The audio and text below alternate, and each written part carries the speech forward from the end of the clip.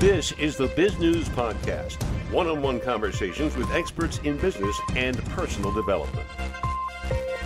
Anyone who reaches the finals of the television program American Idol can attest to the years of practice and disappointments that had to be overcome.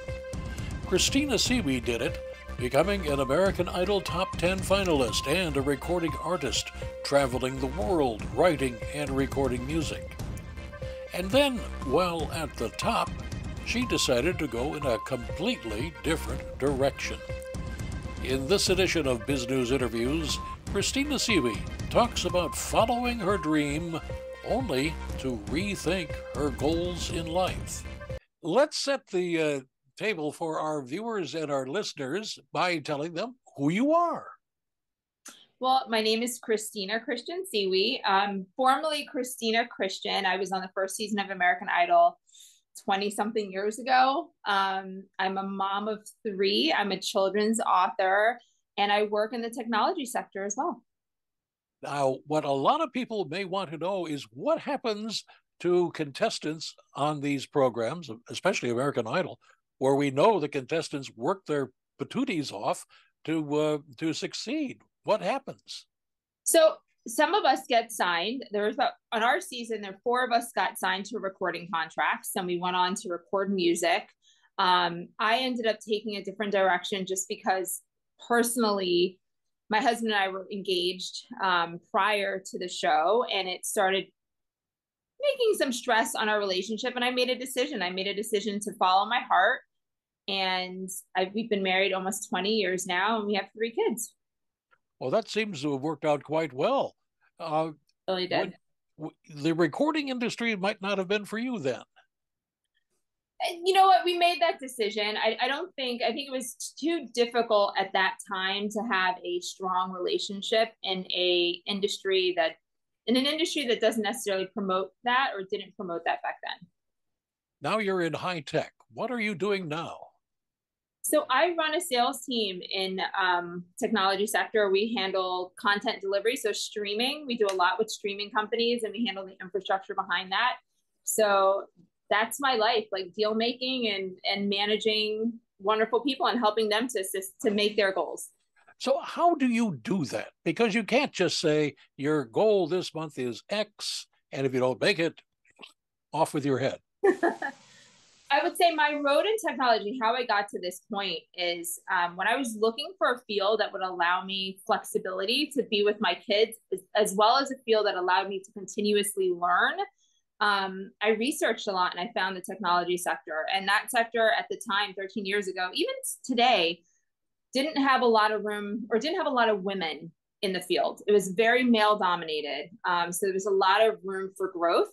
And I just started learning everything that I could. And, the doors open for more and more opportunities. I'm on the sales side and the contract negotiation side. So, it was definitely something that was a challenge for me in the beginning, because it was completely different to music. But I let myself have the room and the grace to learn. And so I just took it day by day and learned as much as I could each day. And I continued to grow. You must have had some good mentors. Could you tell us a little bit about mentoring? I did have a lot of good mentors. And one of the things that one of my mentors told me earlier on was find an opportunity a day. Let that be your focus. Because I think sometimes when we think about the big goal, it can be intimidating. But if you break that down into smaller consumable parts, it's a lot easier to reach your goal. The old saying is, how do you eat an elephant? One forkful at a time, I guess. Exactly. One opportunity a day, one forkful at a time. In terms of mentoring, do you now try to pay it forward a little bit? I would say so. I mean, I think that's part of the reason I'm putting out this book. I wrote it 14 years ago for my eldest child. It's actually almost 15 years ago. And I've always used the message with my children, like teaching them, like you can do whatever you want to do in life. You just have to believe you can do it, and you have to work hard towards it and make a plan and execute towards that plan. And that's really the same message that I use with my team at work. It's the same message that I use with my friends and family. And it's the same message that has been used my parents taught me and that I use on a daily basis. Tell us now about the book. The name or I, title, I should say, is I believe in me. Do you believe in you? There it is right there. It's a story of affirmations, truly about building a narrative of belief in your children, right? And starting that young. It's a picture book. It's really for ages 5 and under, for parents to read to their children, for children to read to themselves. And it's about understanding and having setting them up so that they have that record in their mind, right? That they always believe in their own ability to succeed. And so that when they come up against challenges, or, we know that there will be challenges in life, we know that not everything we will succeed at on our first try, that they know that they have the power to keep going and to make it through those challenges. So that's why I wrote the book. how hard was it to turn the book out? Because it's not easy to be a writer of any kind, let alone a book writer. It took me a long time. Like I said, I wrote the original poem about 15 years ago, and I always envisioned it becoming a book and doing more with it.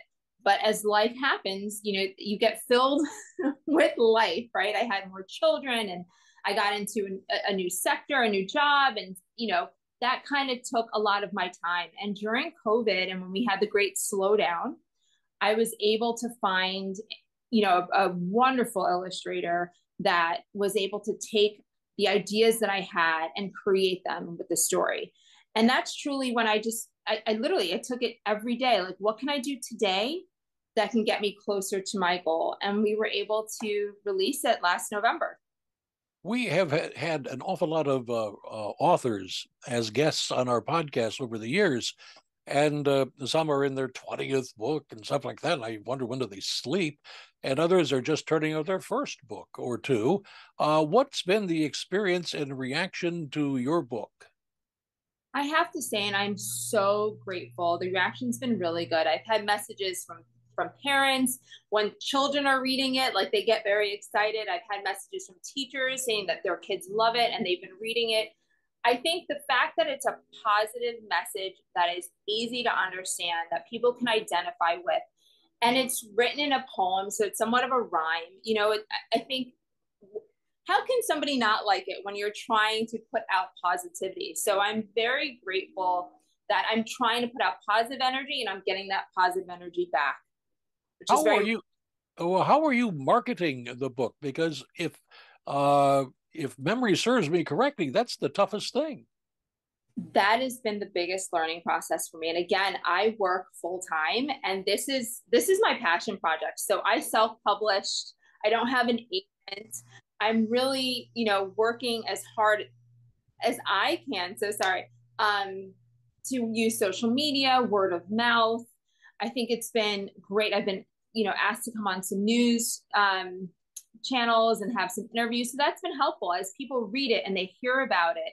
It's really been great to receive some help with delivering the message. So I could definitely do better at marketing. It's something, again, that I'm learning, but I'm really utilizing word of mouth. And now the book is actually available on Target online, Walmart online, Barnes & Noble, and Amazon. So we hear there's been some traction there. So not bad for a self-published author. Right. We had a guest the other day who said, you'll never get rich writing books unless you're Janet Ivanovich or somebody like that. Do you have a whole series planned or what? So I do have a second book that's coming out. And again, like, I heard that before, and this is not my get rich plan, right? I do very well for myself with my full-time job. And this is really just my passion. I love to give back. And so for me, I want to kind of impact the world in any way that I can. And I accomplished a lot of my dreams really young, and I'm still accomplishing them. This was one of my dreams. And I just want to show people that even though life can be tough, we have some crazy things going on in the world, never give up on yourself. You can truly do anything. It might not happen the exact way you plan it, but life provides opportunities for you to seize them and for you to go after the things that you want. Boy, that sounds like great advice, no matter whether you're a little kid reading the book or somebody 70 years old. Thank you. I have heard that as well. Now, do you have a website or someplace where people can get more information about you and the book? Yeah, so my website is www.christinachristiancewe.com. And you can visit Amazon, like I said, Target, Walmart, and Barnes & Noble online. They all carry the book. What would you like to add that we haven't had a chance to talk about? Oh, I don't know. I mean, I could add that my second book should be out later on this year or early next year, as I'm trying to find the time to fit everything in. And it's really, and I think any book that I will write in the future will be about, and including the one that I've written, the second one that I've written, is about motivating the youth. It's about happiness, and it's called Little Cub's Happiness Quest. And so it's, what does happiness mean to all of us, right? I think it means something different to each and every one of us. So that's something that's I'm sharing for the first time.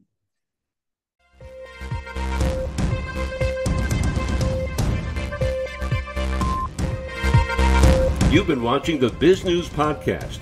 We welcome your input. Send your email to editor@bizgnus.com. Thanks for watching.